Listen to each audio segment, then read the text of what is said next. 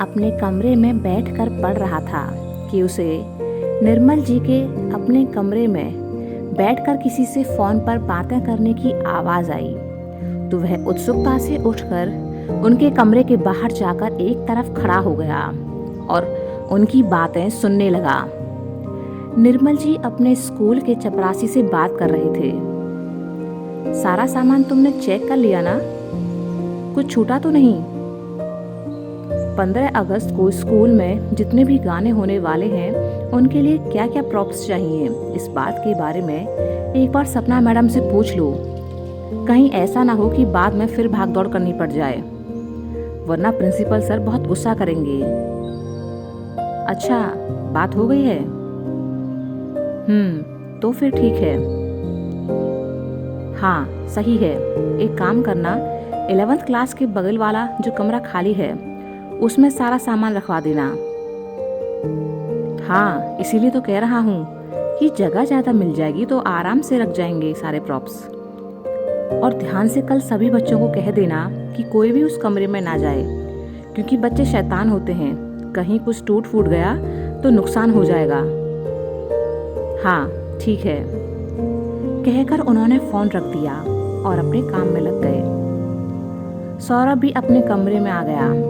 उसने सोचा कि क्यों ना अपने क्लासमेट से बदला इन्हीं प्रॉप्स के जरिए लिया जाए। उसने अब मन ही मन कुछ ठान लिया था। उधर शिवाय और वामिका टेरेस पर बैठे थे। वहां चल रही ठंडी हवा वामिका को बहुत अच्छी लग रही थी। शिवाय ने ऊपर आसमान की तरफ इशारा किया। देखो तो, काली रात में तारे किस तरह टिमटिम कर रहे हैं। अच्छे लग रहे हैं ना? वामिका भी ऊपर देखने लगी। हाँ, बहुत अच्छे लग रहे हैं। कुछ देर खामोश बैठने के बाद वामिका शिवाय से बोली, तुम्हें पता है मेरे कई सारे लड़के दोस्त हैं, लेकिन कोई भी इतना शरीफ नहीं है जितने तुम हो। मेरे साथ वाले तो सारे एक नंबर के शैतान हैं। शिवाय उसकी तरफ देखने लगा। अच्छा वामिका, हाँ, और तुम्हें पता है पुराने स्कूल में लड़कियों से मेरी बहुत ही कम बनती थी, क्योंकि उनका व्यवहार मुझे पसंद नहीं आता था। वो स्वार्थी बहुत थी। शिवाय, ओह अच्छा। वामिका, मैं ये नहीं कह रही कि सारी लड़कियां ऐसी होती हैं, तो कहीं तुम हर लड़की को इस बेस पर जज मत करने लग जाना। लेकिन मुझे उस स्कूल में जो लड़की मिली वो तो ऐसी ही थी। फिर मेरी दोस्ती लड़कों से हुई, वो सारे अच्छे थे। शिवाय, अभी भी तुम उनके कांटेक्ट में हो? वामिका, हाँ, लेकिन पढ़ाई के चक्कर में ज़्यादा बात नहीं हो पाती, पर मैं फिर भी हफ्ते में एक बार बात कर ही लेती हूँ। शिवाय, तुम मुझसे तो पूछ रही थी, लेकिन अपना नहीं बताया कि तुम्हारा कोई बॉयफ्रेंड है क्या? क्योंकि आजकल तो फैशन सा बन गया है गर्लफ्रेंड बॉयफ्रेंड बनाने का। वामिका ने अब आसमान से नजर हटा उसकी तरफ देखा और मुस्कुरा दी। सच कहूं तो मुझे 2-3 लड़कों ने प्रपोज किया था, पर मैंने मना कर दिया, क्योंकि मुझे भी लगता है कि हमें अपनी पढ़ाई पर फोकस करना चाहिए और अभी इन सब चीज़ों में बहुत टाइम है। हम सभी टीनेजर्स हैं। हमारा फोकस ना सिर्फ अपनी पढ़ाई पर रहना चाहिए, ना कि ये मूवी सीरियल वगैरह देखकर फालतू के किसी रिलेशनशिप में बंधना चाहिए। शिवाय, बिल्कुल सही कहा तुमने। वामिका, मेरी एक पड़ोस में रहने वाली फ्रेंड थी ऋतु। वो ना बहुत अच्छी थी। पढ़ने लिखने के साथ साथ अपने स्कूल में होने वाली हर एक्टिविटीज में भाग लेती थी।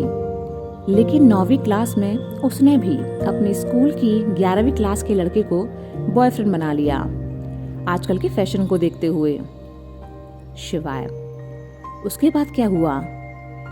वामिका, वो हर वक्त अपने बॉयफ्रेंड के साथ घूमती थी। उसने हम दोस्तों के साथ उठना बैठना भी बंद कर दिया। पहले वह सोसाइटी और स्कूल की जिन एक्स्ट्रा करिकुलर एक्टिविटीज में भाग लेती थी वो सब कुछ बंद हो गया। उसके दिमाग में बस एक ही फितूर था कि बस कैसे भी करके ज्यादा से ज्यादा अपने बॉयफ्रेंड के साथ ही टाइम स्पेंड करे। लेकिन उसके बॉयफ्रेंड ने 12वीं में आते ही उसे कह दिया कि वह अपनी पढ़ाई पर ध्यान देना चाहता है, क्योंकि अब उसके बोर्ड के एग्जाम्स हैं। लड़के ने तो ऋतु से पल्ला झाड़ लिया, लेकिन तब तक उसका तो पढ़ाई का नुकसान हो चुका था। पहले वह अपनी क्लास की टॉप 5 स्टूडेंट्स में आती थी, लेकिन उस लड़के से प्यार के चक्कर के बाद वो टॉप 30 में भी शामिल नहीं हो सकी। फिर उसी साल उसका भी तो बोर्ड एग्ज़ाम था। मेरे एक दोस्त ने बताया कुछ दिन पहले कि केवल 55% मार्क्स ही आए हैं उसके बोर्ड में, जबकि वो अपनी ज़िंदगी में कुछ अच्छा कर सकती थी। पर इस रिज़ल्ट के बाद वो अपने फेवरेट स्कूल में भी एडमिशन नहीं ले पाई, जहाँ जाने के लिए पहले वो बहुत उत्साहित रहती थी। मुझे नहीं लगता कि हम लोगों को एटलीस्ट स्कूल तक तो इन सब चीज़ों में पढ़ना चाहिए। ज़माना मॉडर्न हो गया है। स्कूल में सभी की गर्लफ्रेंड बॉयफ्रेंड होना एक स्टेटस का सिंबल है, लेकिन ये गलत है। हम अभी भी बच्चे हैं यार, बड़े होने के लिए पूरी जिंदगी पड़ी है। मुझे लगता है कि प्यार हमें आगे बढ़ना सिखाता है, ना कि रोकना। अगर कोई आपकी तरक्की में बाधा बन रहा है तो फिर वह प्यार है ही नहीं। शिवाय, तुम तो बहुत अच्छे से ये सारी बातें समझती हो। वामिका, हाँ, जुबान से ही चटर पटर कर लेती हूँ, लेकिन दिमाग सही चलता है मेरा। दोनों अब कुछ देर तक शांत बैठे रहे। उन्हें अभी भी अपने पेरेंट्स की बातें करने की आवाज़ें आ रही थीं। वो लोग हंस रहे थे। वामिका ने अब शिवाय की तरफ देखा। एक बात कहूँ? शिवाय, हाँ कहो। Wamiqa, I like you. शिवाय यह सुनकर चौंक गया। क्या? लेकिन अभी तो तुम। वामिका अब बीच में ही हंस पड़ी। जस्ट रिलैक्स, मैंने सिर्फ इतना कहा है कि आई लाइक यू। मैंने ये नहीं कहा आई लव यू। मैं तुम्हें पसंद करती हूँ, जैसे एक दोस्त दूसरे दोस्त को पसंद करता है। तुम मुझे अच्छे लगते हो और मैं चाहती हूँ कि हमारी दोस्ती यूं ही बनी रहे। मुझे पता है तुम कम बोलते हो और मैं ज़्यादा, लेकिन तुम्हें मालूम तो है ना कि हमेशा अपोजिट पर्सनैलिटी ही एक दूसरे के साथ ज़्यादा चल सकती हैं। शिवाय, वामिका, मैं तो बस इतना कह रही हूँ, क्या हम दोनों हमेशा ऐसे ही दोस्त बने रह सकते हैं? शिवाय, हाँ क्यों नहीं, लेकिन मैं कम बोलता हूँ तो फिर मत कहना कि बोर हो जाती हो मेरे साथ। वामिका हंसती। ये तो मजाक की बात है। वैसे क्या तुम भी मुझे लाइक करते हो? शिवाय सोचकर बोला, हाँ, एक दोस्त की तरह। वामिका, ठीक है।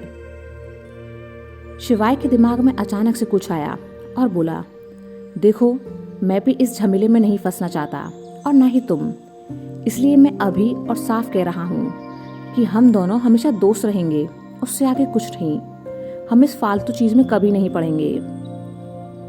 वामिका, सच कहूँ तो मैं भी यही कहना चाहती थी कि हम दोनों सिर्फ दोस्त तक ही सीमित रहेंगे। कहीं बाद में हम भी इसी सब में पढ़कर अपनी पढ़ाई खराब ना कर लें। एक दूसरे से इस सब में ना पढ़ने का वादा कर दोनों अब कुछ देर बाद नीचे उतरकर अपने पेरेंट्स के पास जा बैठे और उनकी बातों में मशगूल हो गए। कुछ देर बाद वामिका को नींद आने लगी तो कोमल जी और अमर जी अपने घर चले गए। अगले दिन सुबह स्कूल में मिश्रा जी टीचर्स रूम में बैठकर बच्चों की कॉपी चेक कर रहे थे कि वहां पर एक मैडम आई जो देखने में बड़ी ही स्टाइलिश थी। मिश्रा जी ने उनकी तरफ देखा तो उनकी खूबसूरती देखकर दंग रह गए और सोचने लगे कि इस रेगिस्तान में ये मोरनी कहाँ से आ गईं? आज से पहले तो मैंने इन्हें यहाँ कभी नहीं देखा। उन मैडम ने देखा कि स्टाफ रूम में मिश्रा जी के अलावा और कोई नहीं है तो वो उनके सामने जा खड़ी हुई। हेलो सर, मेरा नाम उर्वशी है और मैं यहाँ मैथ की नई टीचर हूँ। मिश्रा जी मन ही मन सोचने लगे, इनका नाम तो इनके चरित्र के अनुरूप ही है। आते ही मेरा मन मोह लिया। मिश्रा जी खड़े हुए और उर्वशी मैम के सामने हाथ जोड़ दिए। और मैं डीके मिश्रा, फिजिक्स पढ़ाता हूँ। उर्वशी जी ने भी अब उनके सामने हाथ जोड़ दिए। खुशी हुई आपसे मिलकर। क्या आप मेरी एक मदद कर सकते हैं? मिश्रा जी, इस कहानी की लेखिका अरे आपके लिए तो हमारी जान भी हाजिर है, आप बस कहिए तो सही। ऑफिशियल चैनल नीरा शर्मा उर्वशी जी उन्हें ऐसे देखने लगी जैसे वो कोई नमूने हो। और चैनल पर सुन रहे हैं तो इसका मिश्रा सीधा जी को अर्थ है अब अपनी गलती कि का उस एहसास चैनल हुआ के मालिक तो ने बात पलटने की इसे कोशिश की। चुराकर पोस्ट किया है। मैडम जी प्लीज मुझे आपसे गलत मत अनुरोध समझिए, है कि ऐसे ये तो लोगों की कहावत है हिम्मत तो ना ऐसे ही बढ़ाएं मुंह से निकल और गई। उनके चैनल पर इस यहाँ कहानी काम को का ना थोड़ा सुनें। प्रेशर रहता है तो सभी से हंसी मजाक करता रहता हूँ और अब आदत सी पड़ गई है। आपके सामने भी वैसे ही बोल गया। उर्वशी मैम इट्स ओके, मैं पूछ रही थी कि कंप्यूटर लैब किधर है। मिश्रा जी तो उनके सवाल को सुनने की बजाय उनकी उड़ती रेशमी जुल्फों को देख रहे थे। उर्वशी मैम ने दोबारा से अपना सवाल दोहराया तो मिश्रा जी जैसे होश में आए। क्या क्या पूछ रही थी आप? तभी टीचर्स रूम के दरवाजे पर आ खड़े हुए अवधेश सर ने उर्वशी जी के सवाल का जवाब दे दिया।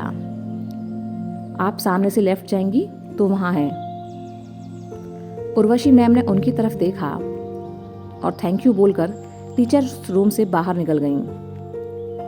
उनके जाने के बाद अवधेश सर ने नाराजगी से मिश्रा सर को देखा तो वह मुस्कुराते हुए बोले, वो मैं कुछ अपने सवालों में खो गया था इसलिए मैडम जी का सवाल नहीं सुन पाया था।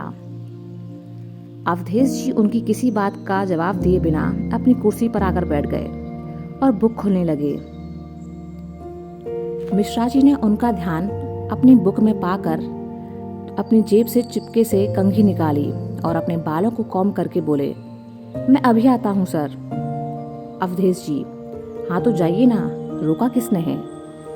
मिश्रा जी अब जल्दी से टीचर्स रूम से बाहर निकले और कंप्यूटर लैब की दिशा में चले गए। अवधेश जी जानते थे कि मिश्रा सर उर्वशी मैम को इम्प्रेस करने गए हैं।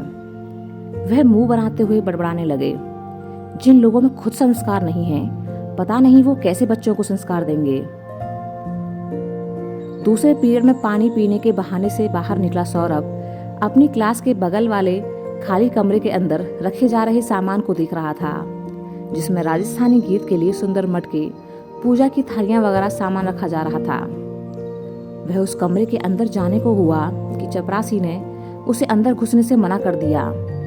नहीं, यहाँ किसी भी बच्चे का घुसना मना है। अपनी क्लास के बच्चों को भी मना कर देना कि कोई इन्हें छुए नहीं और ना ही इस कमरे में आए।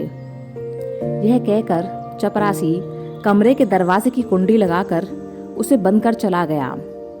सौरभ को पता था कि अब यह चपरासी प्रिंसिपल सर के घर उनका खाना लेने जाएगा और यही वक्त है अपनी क्लास के दुश्मनों की अकल ठिकाने लगाने का। आज तो उसकी किस्मत भी साथ थी जो तीसरा पीरियड लाइब्रेरी का था। वह अपना प्लान तैयार कर अपनी क्लास में घुस गया।